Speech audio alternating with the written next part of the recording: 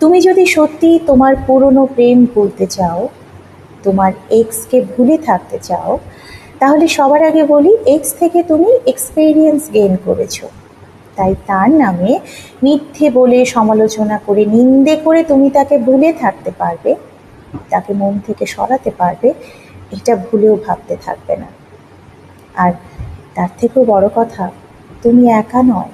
এই পৃথিবীতে অনেক অনেক মানুষ আছেন যারা বিচ্ছেদের পরেও কিন্তু কোনো না কোনো সঠিক মানুষের সাথে নিজেদের বাকিটা জীবন কাটাতে সক্ষম হয়েছে। হতাশাগ্রস্ত হওয়ার কোনো জায়গাই নেই।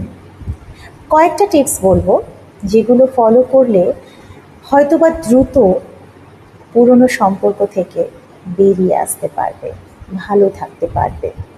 নাম্বার 1, এটা ভাববে না ও আমার জীবনে থাকলে আমার জীবনটা অনেক সহজ, সুন্দর, সাজানো গোছানো থাকতো। দেখো, কি হলে কি হতো, এটা একটা খুব বাজে কথা, বাজে ধারণা। কেননা এটা হলে এটা হতো, ওটা হলে ওটা হতো, এগুলো আমাদের অনেককেই সামনের দিকে এগিয়ে যেতে বাধা দেয়। তাই এই চিন্তা আজ থেকে একেবারে বন্ধ। যেটা হয়নি সেটা হয়নি। নাম্বার 2, হঠকারিতার বশে, রাগে, দুঃখে, ক্ষোভে, অভিমানে অন্য আর একটা সম্পর্কে দুম করে জড়িয়ে পড়বে না। একটু সময় দাও, নিজের ভেতরের শক্তিটাকে খোঁজো, নিজে কি চাও সেটা ভালো করে জানো, তারপর নতুন সম্পর্ক অবশ্যই তৈরি হবে। নাম্বার 3, কিছুদিন অন্তত সোশ্যাল মিডিয়া থেকে, সামাজিক অনুষ্ঠান থেকে নিজেকে দূরে রাখো। কারণ তোমারই কোনো বন্ধু যখন তার পার্টনারের সাথে হাসি খুশি ঘুরে বেড়াবে, তুমি ডিপ্রেসড হয়ে যেতে পারো। এই জন্যই বললাম, কিছুদিন অন্তত দূরে থাকো, আস্তে আস্তে সব স্বাভাবিক হয়ে যাবে। নাম্বার 4, নিজের শখের কাজগুলোকে এবার খুব বেশি করে গুরুত্ব দাও তো।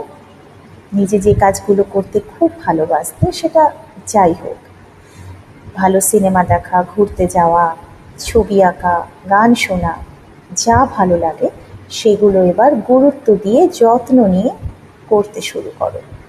নাম্বার 5, যদি কাউকে দুঃখের কথা বলতে ইচ্ছে হয়, একটু কাঁদতে ইচ্ছে হয়, সেটাই করো, তাতে কোনো অসুবিধে নেই।